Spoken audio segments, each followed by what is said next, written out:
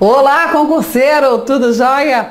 Bom, falamos de que mesmo? Do processo administrativo no estado do Rio de Janeiro, regulamentação estadual, legislação estadual, que, claro, prevalece sobre a legislação federal, né? Só que em concurso público todo cuidado é pouco.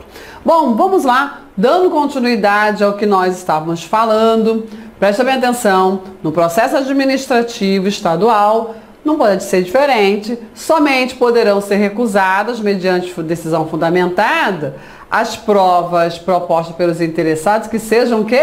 Ilícita, né? Protelatória, impertinente, desnecessária, só essas que podem ser recusadas. Porque todo mundo tem o direito a provar as suas alegações, né? Por quê? Porque está inerente ao princípio da ampla defesa, né? Se eu tenho direito à ampla defesa e ao contraditório, eu tenho direito de provar as minhas alegações. E somente as provas ilícitas, protelatórias, desnecessárias é que vão ser recusadas ou negadas. Quando for necessária a prestação de informação ou a apresentação de provas pelos interessados ou terceiros, serão os pedidos aí informações, ok? Aí tem que pede a informação para um departamento, para um órgão, para uma estrutura e coloca lá, a autoridade vai dizer prazo, condições, entendeu? Vamos lá, não sendo atendida a intimação para prestar informação, aí poderá o órgão competente, se entender que é relevante a matéria, suprir de ofício a omissão, né? Não se eximindo de proferir decisão. Ou seja, não pode a autoridade administrativa deixar de decidir porque as informações não foram enviadas. Pediu informação a um banco, né? A um cadastro, e aí, lá aquele órgão não atendeu a solicitação, né? Reiterou, não atendeu. Poxa, você vai ter que decidir assim mesmo. Decide de acordo, né, com as provas que existem aí no processo. Não pode se eximir de proferir a decisão porque uma prova não chegou no processo, porque uma informação não chegou no processo, ficou pendente, ok? Quando os elementos ou atuações solicitadas ao interessado forem imprescindíveis, a apreciação do pedido formulado, aí o não atendimento implicará em arquivamento. Não tem como decidir o processo sem essa informação. Aí, né, agora presta bem atenção. Elementos e atuações solicitadas ao interessado. Percebeu? O interessado tem meios de fornecer essa informação, esses elementos, e ele não fornece. Meu filho, se você não ajuda a resolver o seu problema, então arquiva, a gente não resolve nada. Percebeu a diferença? Percebeu, né? Essas informações aqui é de outras estruturas. Aqui do 36 é do interessado. Né? Essas informações é do interessado. Foi solicitado esclarecimentos, informações, dados e ele, nem deu bola, né? Aí não tá tão interessado assim, né? Arquiva o processo, né? E acabou. O interessado já qualificado no processo será intimado de nova prova ou diligência com antecedência mínima de 3 dias úteis, porque ele também tem o direito de acompanhar e mencionando data, hora e local de realização dessa colheita, né, de provas, sabe? Então, como ele tem direito a participar disso, tem que ter uma intimação com uma antecedência. Qual é a antecedência mínima? 3 dias úteis da realização ali da instrução processual, tá bom? Bom, quando deva ser obrigatoriamente ouvido um órgão consultivo, o parecer deverá ser emitido no prazo máximo de 30 dias. Esse prazo aqui é para os órgãos consultivos, órgãos técnicos, né? Isso, os órgãos que entendem daquele assunto, é isso. Então, faz solicitação a um pedido como é que é renovação? Não, fugiu a palavra aqui. Da aposentadoria, do valor da aposentadoria, entendeu? De revisão. Achei a palavra. De revisão do cálculo da aposentadoria. E aí, se busca informação a um órgão com competência para tanto. É um órgão consultivo, um órgão que emite parecer, um órgão técnico sobre o assunto. E esse órgão tem um prazo máximo de 30 dias, salvo se tiver uma outra regra que diga um prazo diferente, tá bom? Se um parecer obrigatório e vinculante deixar de ser emitido no prazo fixado, o processo não terá seguimento. Isso acontece muito com a Procuradoria-Geral do Estado, né? Às vezes o parecer da Procuradoria-Geral do Estado é obrigatório e vinculante ali naquele processo.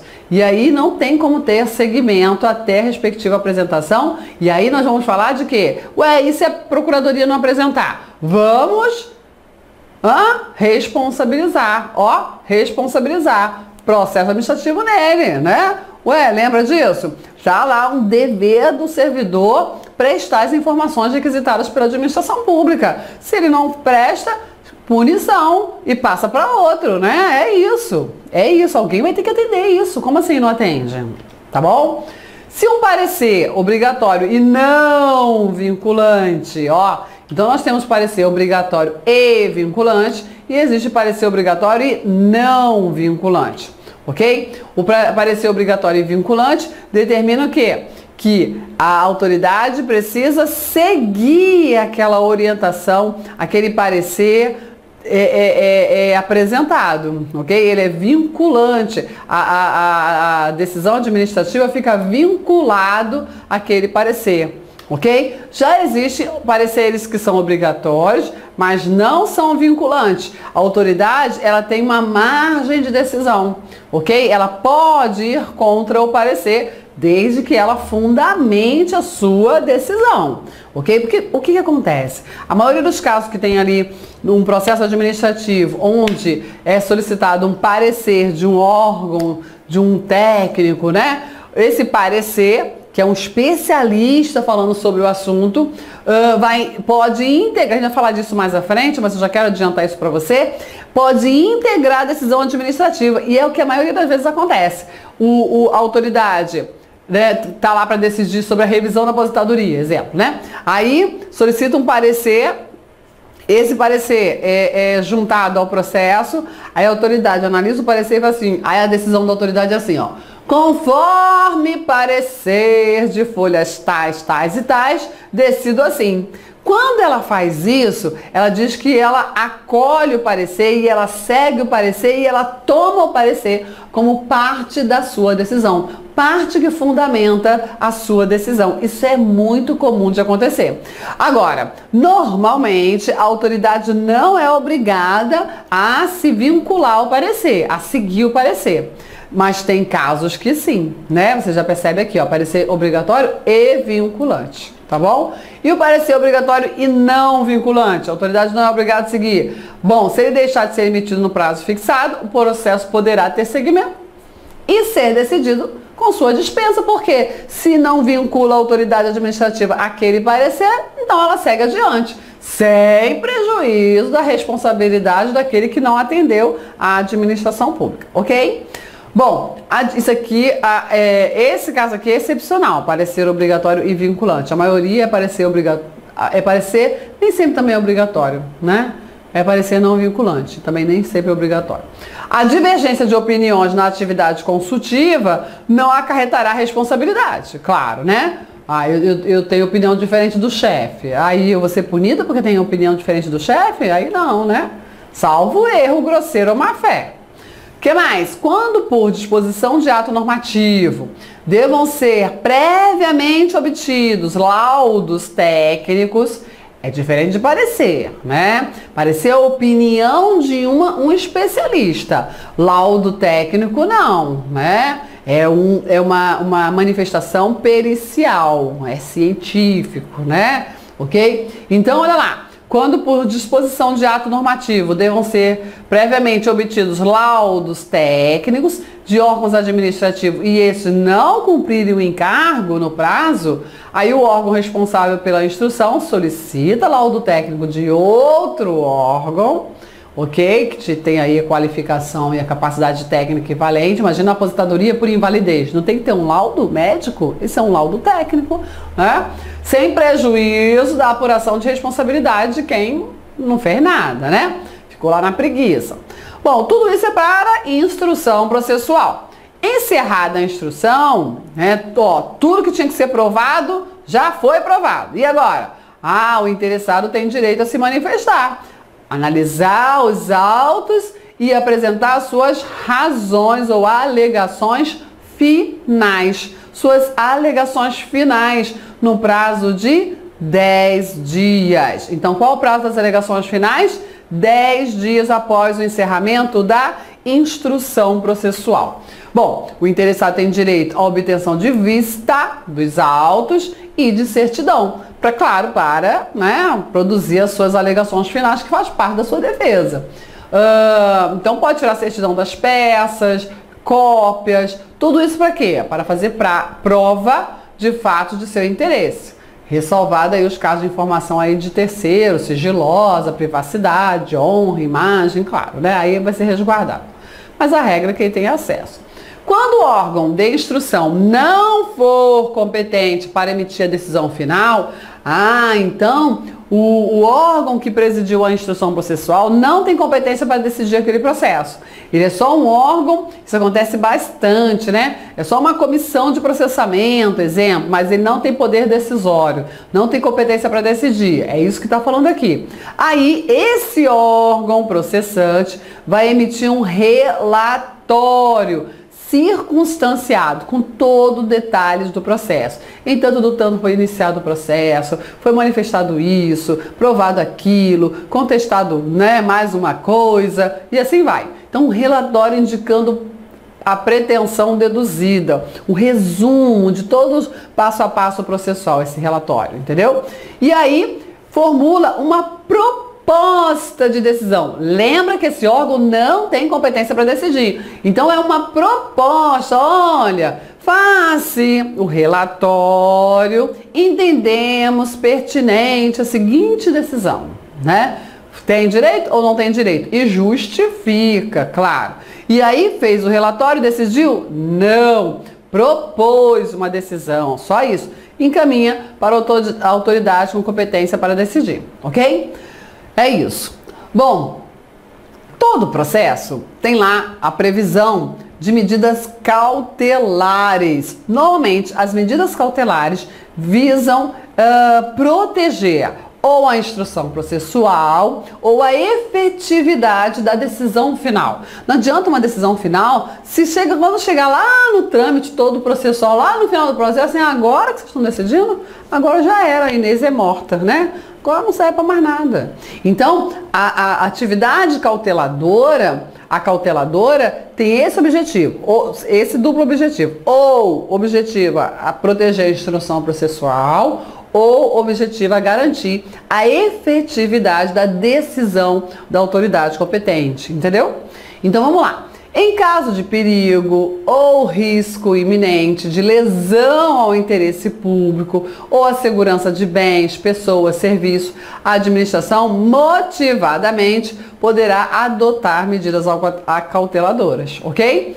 Bom, a implementação da medida será precedida de intimação do interessado direto para se manifestar em 48 horas. Medida cautelar é medida de urgência, então o prazo é pequeno, ok? Salvo quando o interessado for desconhecido e estiver em local incerto, ou estiver em local incerto e não sabido. A gente diz que é no LINS, né? Aqui nos oficiais a gente fala que é no LINS. Que a gente tem o LINS de Vasconcelos aqui, né? LINS, L-I-N-S, local incerto e não sabido. Ou o decurso do prazo, né, de 48 horas, poder causar mais danos irreversíveis ou de difícil reparação. Então, faz medida cautelar de cara, não dá nem para ouvir o interessado, entendeu? Isso pode acontecer. Bom, o dever de decidir é um poder-dever, né? Olha, a administração tem o dever de decidir. Não pode, sabe, fugir disso. Tem que decidir. Ué, e aí? A administração tem o dever de emitir decisão conclusiva sobre o processo administrativo e sobre solicitações ou reclamações em matérias aí de sua competência.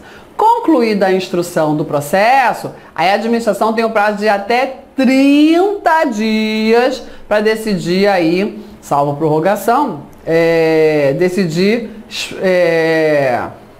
perdão, vou ler de novo. Tem 30 dias para decidir, salvo prorrogação motivada, por mais 30 dias. Mas a regra é o prazo 30 dias, ok? Podendo prorrogar por mais 30 dias, é o prazo de decisão. No exercício de sua função decisória, e poderá a administração firmar acordo com os interessados, com o fim de restabelecer o conteúdo discricionário de ato terminativo do processo. Isso às vezes acontece, né? Só, olha, vamos chegar aqui, né? Chegar a um acordo, vamos resolver isso aqui, né? O melhor de tudo, o melhor dos mundos é o acordo, né? Porque não há imposição, todo mundo cede um pouquinho, salvo impedimento legal ou decorrente da natureza ou circunstância da relação jurídica, observados sempre os princípios. Desde que a opção pela solução consensual seja compatível com o interesse público. Não adianta fazer um acordo, né, com o coleguinha e prejudicar o interesse público. Não pode. Aí não. Ok? Sabe? Tranquilo, né? Quando a decisão proferida no processo se caracterizar como extensível a outros casos similares, olha, isso aí é recorrente, está acontecendo toda hora, tem mais gente com esse problema. Aí pode o governador, após a manifestação da PGE, né, Procuradoria-Geral do Estado, mediante ato motivado, atribuir o quê? Eficácia vinculante normativa. Ato vinculante normativo. Isso as bancas gostam, né? Pode sim, porque aí já regulamenta a situação perante a sociedade, ok? O efeito vinculante poderá ser revisto, claro, a qualquer tempo, é um ato administrativo, seja revisão de ofício ou por provocação. E aí um novo ato, mas sempre dependerá de manifestação da PGE. Olha lá, sempre dependerá de manifestação da Procuradoria-Geral do Estado. Tranquilo? Bom, motivação. As decisões proferidas em processo deverão ser motivadas, indicando aí os fatos e fundamentos jurídicos. Quando? Na realidade, aqui tem um rol, né, de situações quando as decisões precisam ser motivadas. Mas a Constituição exige que sejam motivadas sempre, né? Eu achei isso aqui redundante, mas vamos lá. Neguem, limitem, modifiquem ou extingam direitos e assim vai. Imponham ou agravem deveres, encargos ou sanções e assim vai. Praticamente tudo que acontece, né? Até a extinção do processo. A motivação deve ser explícita, clara e congruente, podendo consistir em declaração de concordância com os fundamentos de anteriores pareceres, informações, decisões ou propostas, né? Nesse caso, que serão parte do ato e deverão aí compor a instrução do processo. Então acontece muito, né? Uma decisão administrativa que se refere a uma outra decisão, ou um parecer, a uma proposta, né? E aí essa referência traz essa outra decisão, essa outra proposta, essa outra informação para dentro do processo, tornando parte da decisão daquele processo, ok? Na solução de vários assuntos da mesma natureza, poderão ser utilizados recursos da tecnologia que produzam aí os fundamentos das decisões, desde que não prejudique o direito. Ou seja, o Ctrl+C, Ctrl+V e vai lá, né? E vamos usar a tecnologia para facilitar e agilizar. A motivação das decisões de órgãos colegiados, comissões, proferidas oralmente, deve ser sempre registrada. Nos órgãos colegiados, né, são aqueles órgãos que se decide por voto, em vez de ser só uma autoridade que toma a decisão administrativa, não, é o colegiado, é um conselho, ok? E aí, essas decisões são normalmente tomadas oralmente por voto, mas elas devem ser registradas em ata, em acordo, em algum termo escrito. Tranquilo? Joinha? Bom, desistência e outros casos de extinção do processo. O processo agora aqui vai acabar. O interessado, ele pode, por escrito, desistir. E o interessante é que ele pode desistir de todo o processo ou de parte do processo. Nesse processo eu pedi 3 coisas, né? Mas no final eu só quero uma só. Né? Pode ser? Pode. Ou ainda renunciar aos direitos disponíveis. Cuidado com isso. O indivíduo, ele tem vários direitos, né? Alguns classificados como direitos disponíveis e direitos indisponíveis. Os direitos disponíveis, ele pode dispor, ele pode negociar, ele pode doar, ele pode jogar fora, ele pode fazer o que ele quiser com os direitos disponíveis. Exemplo clássico de direito disponível: patrimônio. Eu tenho aqui a minha canequinha, né? Meu patrimônio, meu direito disponível de propriedade sobre essa caneca, eu posso abrir mão, posso fazer o que eu quiser com ela, né? Pois é, vou até beber uma aguinha. Agora, a minha vida, a minha saúde, a minha liberdade, são direitos indisponíveis, não posso negociar. É isso?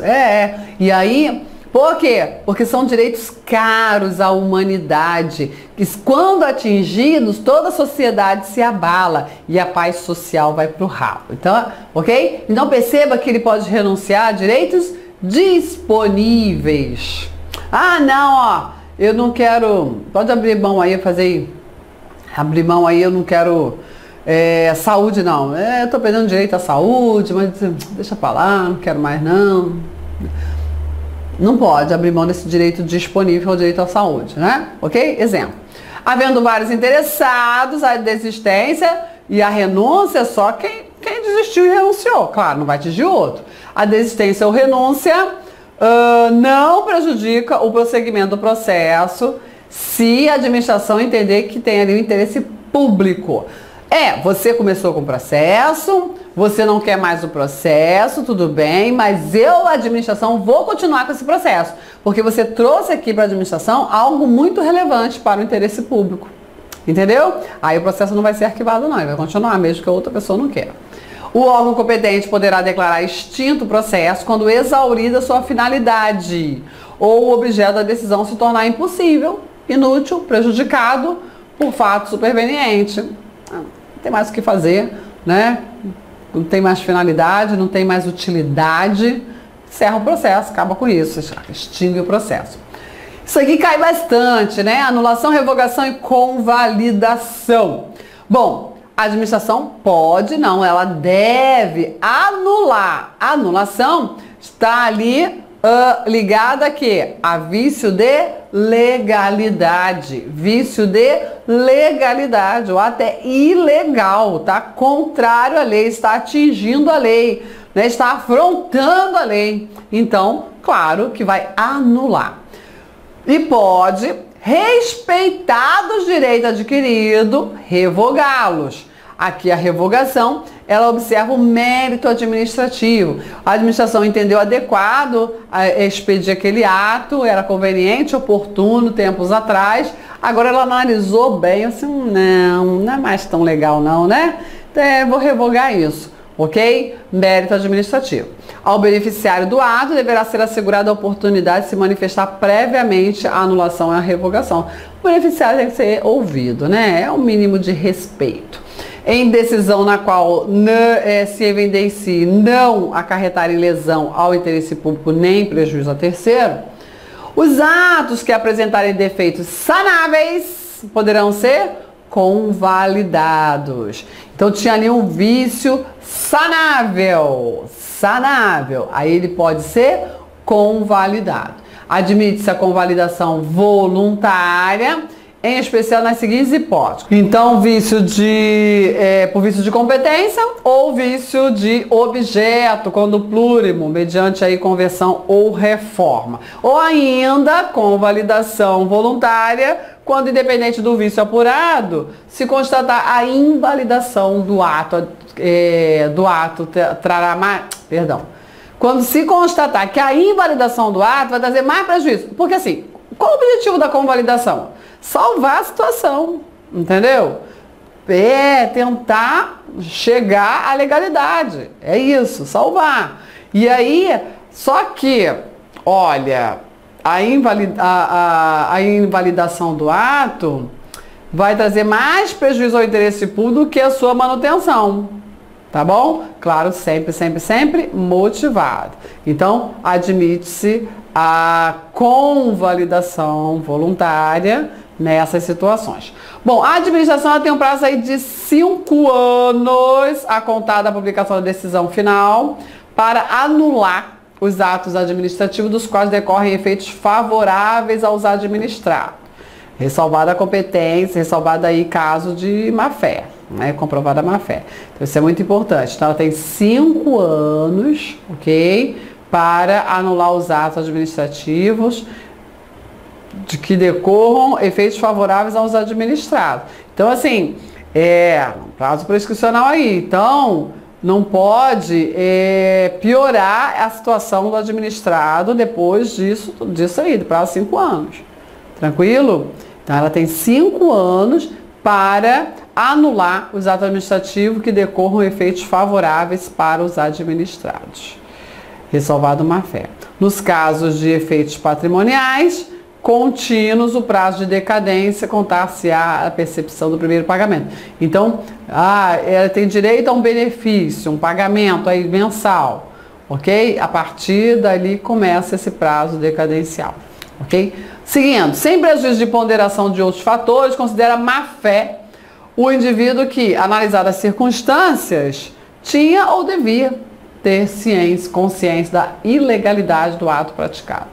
Então, é evidente a sua ciência da ilegalidade, entendeu? É isso. Os poderes do Estado e demais órgãos dotados de autonomia constitucional poderão, no exercício da função administrativa, em razões de segurança jurídica ou de excepcional interesse social, restringir os efeitos da declaração de nulidade de ato administrativo ou decidir que ela só tenha eficácia a partir de determinado momento.